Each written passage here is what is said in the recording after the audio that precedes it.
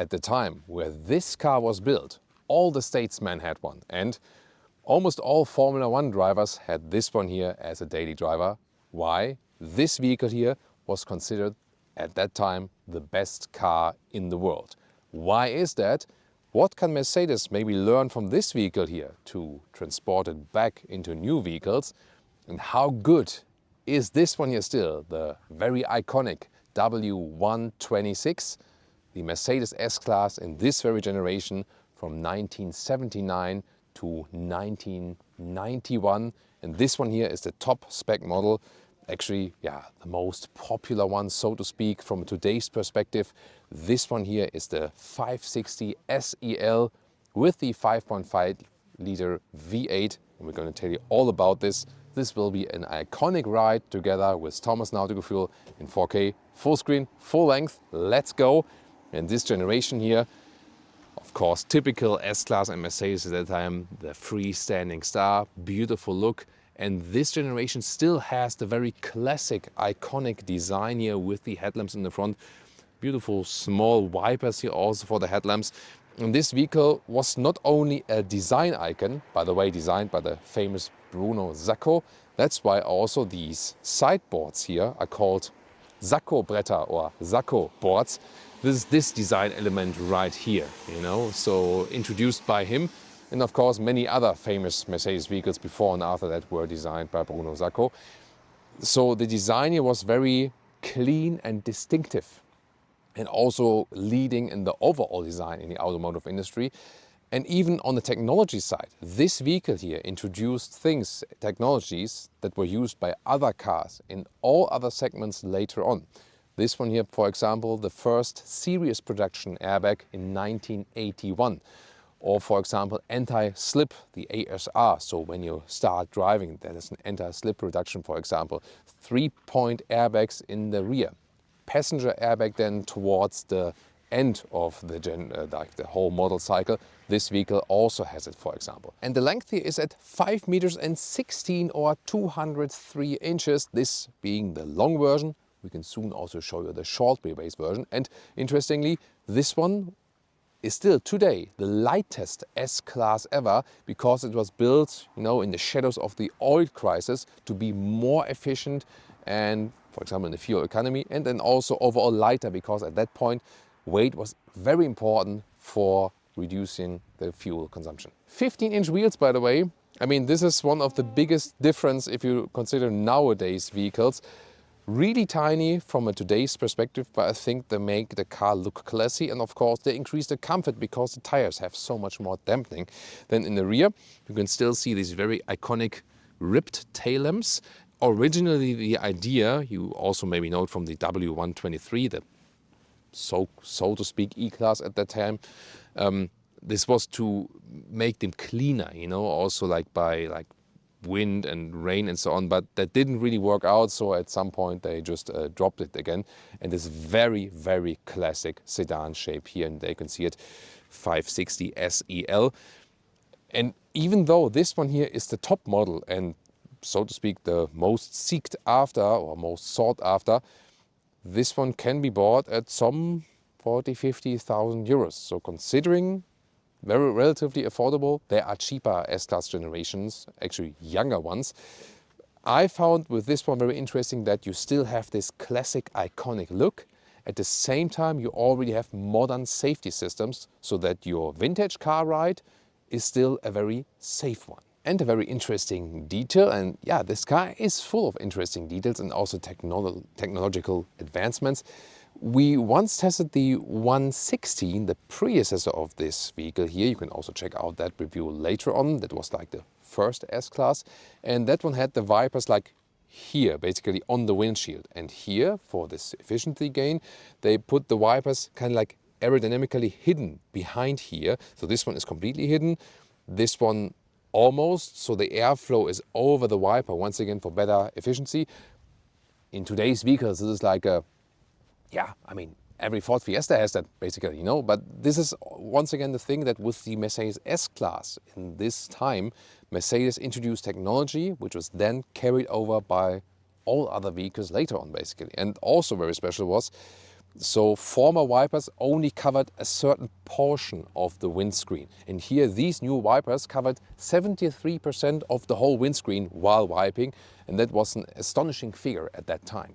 When opening the hood, look very closely.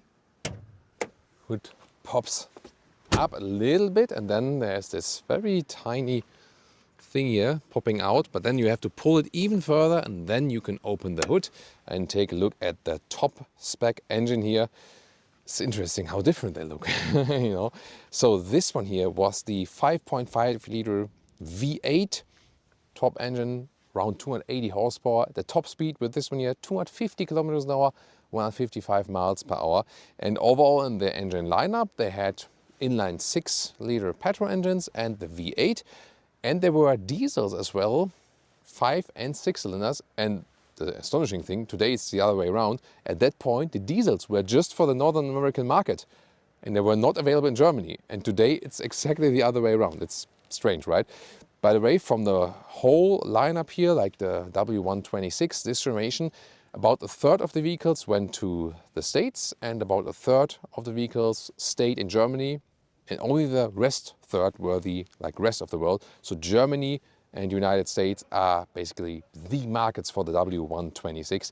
That's why you also see on the today's vintage car market so many vehicles in Germany and also in the United States. Very interesting, isn't it?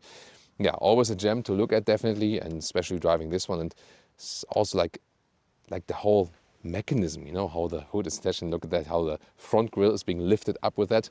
Yeah, beautiful thing. And it's even more interesting that this is still today the most successful S-Class generation. It was also built over the longest period of time, like for 12 years. At the same time, still the most sold, almost 900,000 pieces, so almost 1 million pieces sold of this very generation.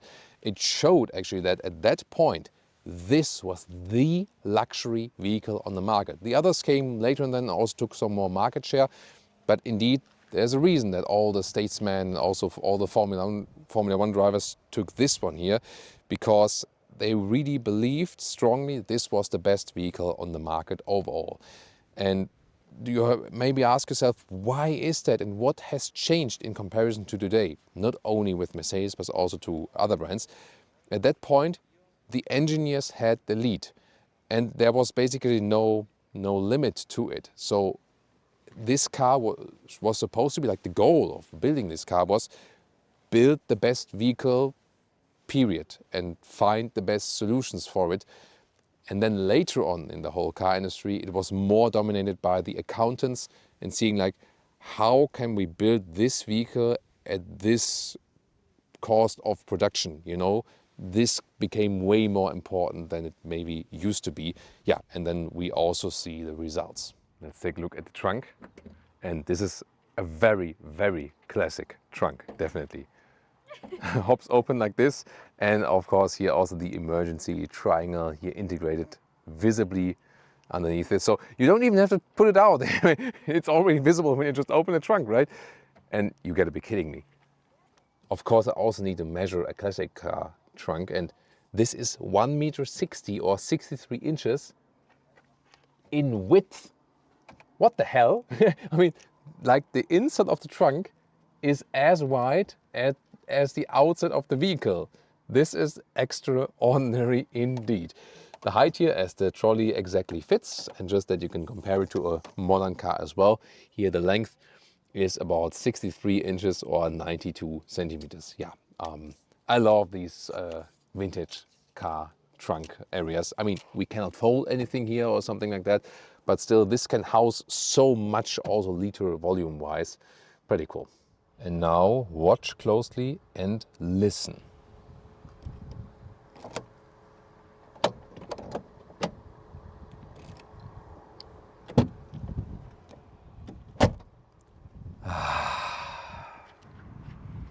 Isn't it beautiful?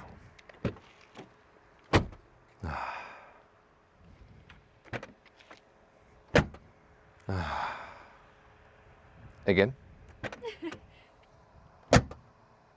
Beautiful. And of course, the classic key, and just when you really put the key in. Yeah. that's the stuff. If you enjoy that as much as I do, post it in the comments. And that's why I also could give you like some 30 seconds of ASMR right here now. Inside of the doors here with like a structuring as well, but it's kind of hard. Then a nice velour interior. Look at that, already inside of the door. It's really plushed, you can push it in. These seat controls here, you know it from nowadays Mercedes, or then you know it from other cars which went here at the side of the seat, but also with the memory seating 1 and 2. Both this control, this visualization of the seat controls here, plus the memory seating, this car was the one that introduced that. And then all other Mercedes and other cars followed. Then this steering wheel here, you can see SRS airbag. This was the one already with the driver's airbag, passenger as well, soon to come. Then seats, there were fabric seats available, there were MB-Tex leatherette, and this is here the velour seat. So some kind of a microfiber style, but a little bit softier on the surface. And then in very rare shares or also animal skin. But this car showed actually that at this point, animal skin was not considered as the luxury. Even like only the driver of the Queen, for example, had, you know, in their British luxury cars, animal skin on the driver's seat for longevity at that point. But the Queen would never be sitting on animal skin at that point, you know. So, and here also Mercedes S-Class with a lot of fabric velour and also high-grade MB-Tex that still looks new today. Interesting, right? And then here with 1A9 602, close here with the head. This is also the version with the sunroof. So when I turn on the ignition already here, and this is the sunroof, and there is no like glass or something, it's just open and closed. These two states are possible because when I close it again, you can see that there's no glass or something behind it. There we go. And then here, for example, this is the sun blind with a large mirror and even with light already, like this. And this steering wheel here, as I said, one with airbag. Here, for example, with a cruise control already. Classic wipers here on the left side. It's also so much fun just to listen to it when they plop back. Watch it. Beautiful sounds the car is making, and so much on the one hand astonishing that they have a lot of electric controls, but also manual controls that were just right. For example, here for the mirror adjustment, see here, this is the direct feedback here from the mirror to this lever here, and you have to ask yourself, why not? You know, so some things are still really, really good if they are just simple. Welcome to this unique cockpit. Look at that here with the steering wheel, with the airbag from that perspective. Also here the shifting lever, automatic gearbox. Just listen to that. Classic stuff indeed. The air vents. And this is all manual work. And here, this is like, it's like a really long, thick metal piece behind it. So when you turn this one here, it's really a lot of effort. So it takes actually strength to control the fan speed here. And yeah, this one here also sounds pretty cool when you change to like where it's coming from, and you really feel that you are directly doing the stuff that is precisely happening behind that. Here also like a structured dashboard. This one also has the passenger airbag that came later in the model generation. So there's also no glove box then here. That's very interesting. Here, also pretty cool here, clicking sounds for the volume, for example. And then in the lower part, you have seat heating like this. And this is then the rear shade then for the very back part. More further down are the window levers, like for all kinds of windows. This is for the passenger mirror, and you can hear that, how it's moving there. So that's the side mirror, because this one you cannot manually reach as a driver. So this one is then electric. Pretty funny. There's a very thick armrest here, very soft as well. You can fold this one up, and then there's some space here underneath. There we go. And then you press this button again. But I leave it open for a moment because I have a special feature right here. And you look at that and think like, what exactly is this actually? So here you can have different numbers, and then you also have some buttons in the front. Now listen to that. When I'm moving it back to 0, you hear that air is coming out, and this is actually the lumbar support, and you can control the different letters here for the area where the lumbar support is, and then you can pump it up, y'all, in the seat. So a very exclusive feature here, and yeah, interesting solution, and that you really hear then when the air is going out again. Yeah, it's such a unique thing, and also of course when you turn the key here from 0 and then to really start the engine, and then you can also take a look at the instruments. And I really love analog instruments, gotta say that. Here of course with the RPM there we go, and the typical speedometer. Yeah, sometimes I wish these days back, because it just makes such a classy atmosphere. And not to forget to take a look at the hood from this perspective and seeing the Mercedes star there in the front. And look at that in the rear. I'm controlling that from the front electrically, this rear shade. Pretty cool feature to have this one electric at that point. Rear seats, and this is here the long wheelbase version. That's why we also have legroom than here. Although tall people are driving, it will look completely different in the short wheelbase version. And then here you can see here structure at the inside of the doors. Also there's a nice velour fabric here. And this was a thing that you had all over the place, basically here, these ashtrays and also the cigarette lighters. This was considered as high-class luxury when every seating place here, every seat had a cigarette lighter actually. And here, electric windows, heated seats, and this one here is like the most interesting one. Electric control of the rear bench. Look at that. Wow. This is crazy, right? So here, this one goes forward, the back part goes a little bit more behind, and I can still sit like this. Of course, this one could also be pushed more forward and for more space as in the right rear. But yeah, very astonishing that we had this functionality at that period of time. And then I can show you even more from that. And you can see even in the rear we have these springs underneath, that it's that you have like this very plush atmosphere like this. This is behind the driver's seat, for example. Headroom is close but works with 189, 6 for 2. And the thing is that on the one hand you have these springs here that also damp a little bit, like while being on the road and while driving and so on. At the same time, you gotta say, yeah, they look plush and comfortable, but modern ergonomics of today's cars are definitely also better. So yes, it's all plush and the fabrics are nice and so on, but the ergonomics is also better nowadays in the rear, for example.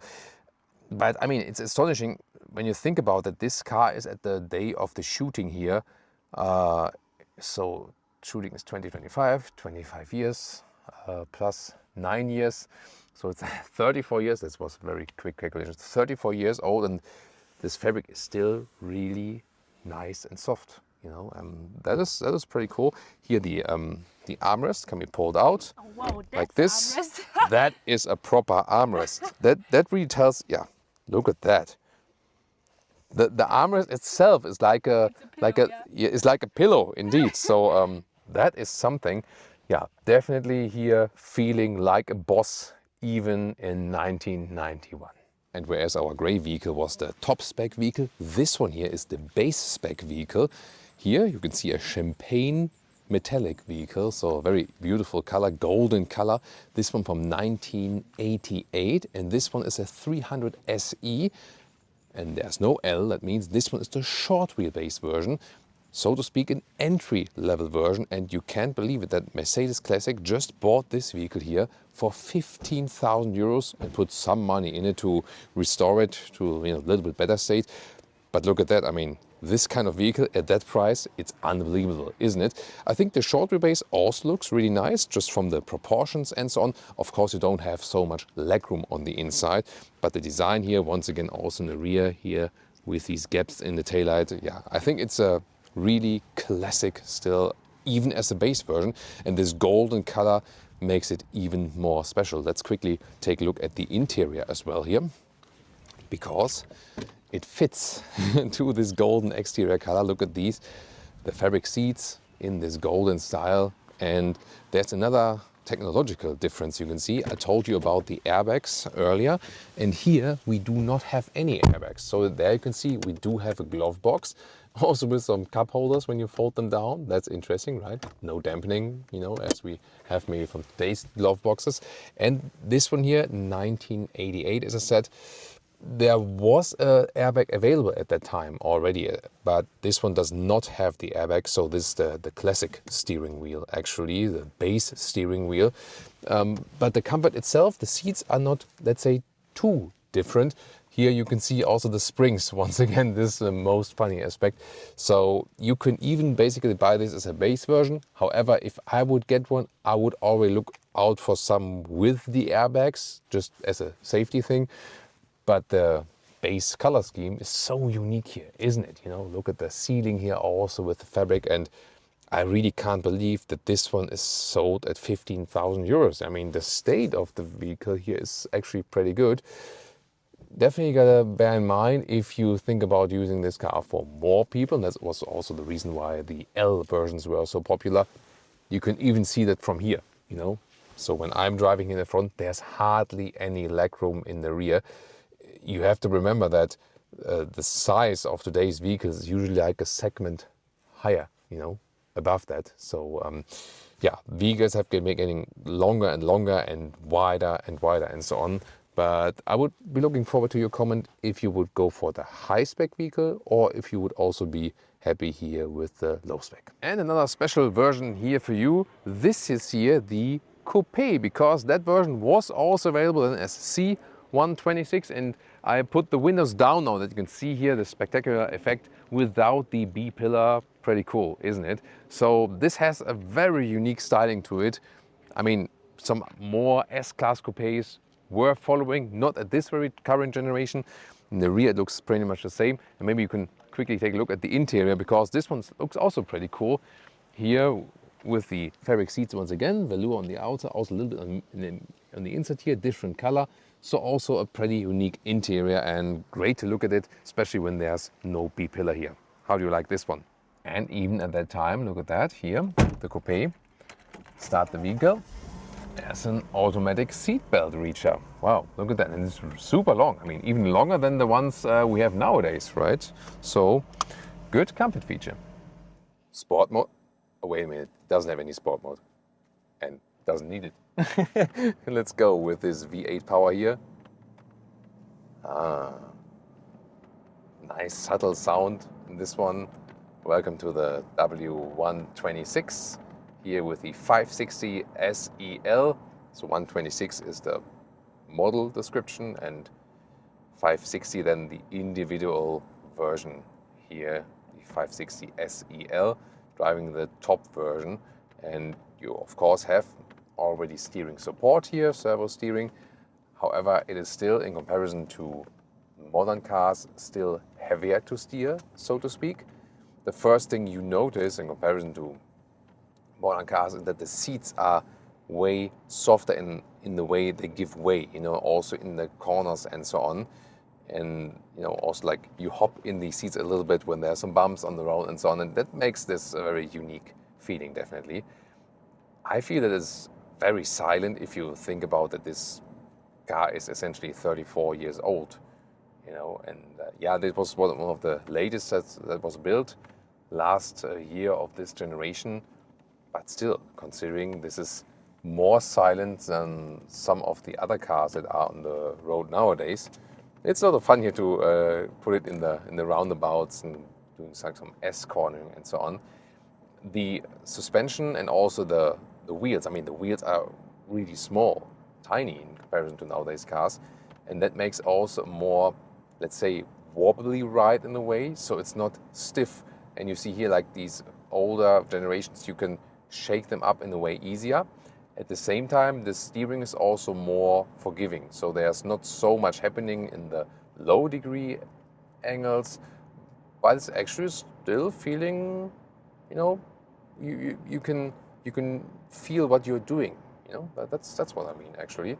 And here we're driving like 70 kilometers an hour, or you feel like, yeah, shifting. It's like something like, it's going forward like this.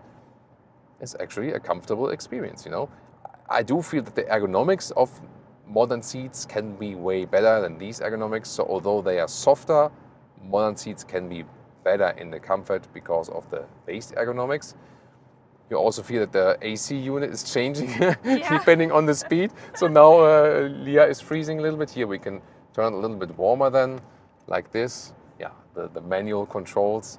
So you always have to adapt it to the speed then yourself, basically. But AC was, of course, also very rare these days, especially when this car was introduced, actually. And it is really still a daily driver. It's possible, you know. So although it is a vintage car and it's still got this very distinctive vintage look on the exterior. Oh. Yeah, floaty. It has a floaty ride, right? It's pretty cool. But it's still, it you know, in a way, already drives like a modern car. Yes, as I said, the suspension is softer, the seats are softer, you have to steer a little bit more, but it's not that you say, oh, you have such an old vehicle that it's kind of like a, you know, crap feeling or something. You know what I mean? So it feels already very refined. And that's the thing with buying a vintage car that was from this upper class segment. So this car was so ahead in time, ahead of all the other cars, that years after, it's still, you know, on a very high level. You know what I mean? So, and if we would just now, of course me not, but if Leah would maybe close her eyes, and then I ask her like, what's the year this car was being built? I don't think she could ever say, this is 1991. It could be a completely modern, just if you just listen and feel what's happening to you, how soft you're being treated by the vehicle and how calm everything is, this is really astonishing. And that is also when I was driving the 116, that felt more vintage car alike, you know, and this one here already such a leap forward in how modern this car is feeling. But at the same time, you still have vintage car fun in the way the car is handling, you know. I do drive this one calmer and with less speed than I would do with a modern vehicle. Here, for example, I could drive 20 kilometers an hour more than I'm driving here at this moment, but it's not as agile as modern cars, you know. Maybe like a modern S-Class, even though it's larger, I could easily drive with 100 kilometers an hour here and it would feel half the speed. So because the suspension is softer and the wheels are smaller and so on, it doesn't feel as agile at higher speeds, but that's also not the main purpose of this vehicle, you know. You don't have that sporty character that you would have from a modern S-Class, but you can more enjoy the exclusive character. Look at the front there. More than with any other modern car, you can see that standing star there on top of the hood and how the hood is bending, for example. And you just enjoy that when you're sitting here and you're looking to the outside. Now in city traffic, let's see how it feels like when we're driving a little bit slower. Of course, when parking in and out, you sometimes have to work it a little bit more. Sometimes when we're changing speeds or when we're on the brakes or I release the brakes again, there's one of the modern speed cameras there. Oh, you won't get me. So then you sometimes hear like some rattling from the sills and so on, which is perfectly normal at the age that the car is actually. I can just stress again this silence in the vehicle. And I mean, yeah, especially when we're driving at slower speeds, we can also leave some air in. That's beautiful, right? I mean, it's really a vehicle where you can enjoy vintage car driving. At the same time, you can have modern safety. Yes, you drive it a little bit slower, of course, than modern vehicles because the suspension is not that agile and sporty and so on. But this car delivers everything. You know, you can drive it with 4 or 5 adults. You can, is it? Yeah, no, it's no, just a 4, right? I didn't pay attention to it earlier. This is for 4, right? Yeah. It's for 4. This is for 4, yeah. So registration for 4. For four. For 4.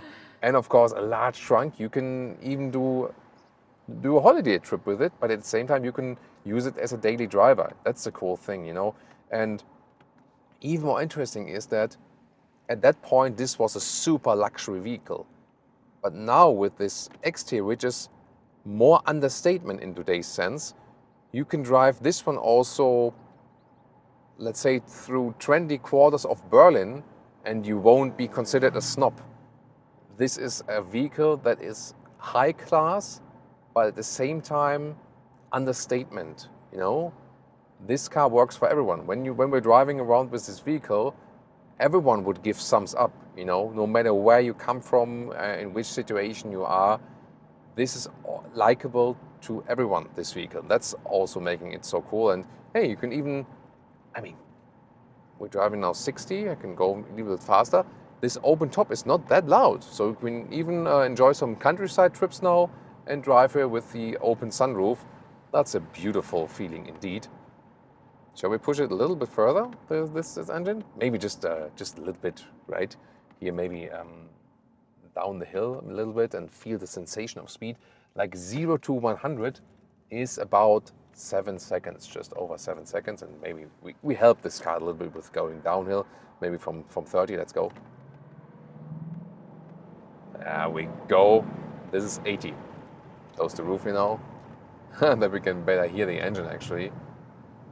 It's a very, very beautiful acceleration, you know, like this raw power. It's not about the best performance, but it's about... So look at the needle, like the tachometer needle, where it's really, really linear where it goes up, and that's just a beautiful feeling. This car feels sovereign, you know, from the engine is, okay, I don't need to be the quickest sport car, but I have a lot of displacement, I have a lot of cylinders, and I can use the power when I need it. At the same time, the acceleration is in a region, you know, where you can still say, hey, this feels like a modern car in acceleration. So, yeah, beautiful job. And to me, the most surprising thing is that although it's literally an old car, because it was placed in this, like such an upper segment and it was so refined, and at that time, best car in the world, it still feels so good to drive today. So what do we take away? I mean, I love these vintage vehicles just from the looks, and I think this is a very special thing about the W126 is that this one here looks vintage car, but it already has the modern safety equipment, at least if you have a car with that one spec. This makes it so special, and you can use this one here as a daily driver. At the same time, you can also maybe get one without or with some less electronics. That's also better for the longevity.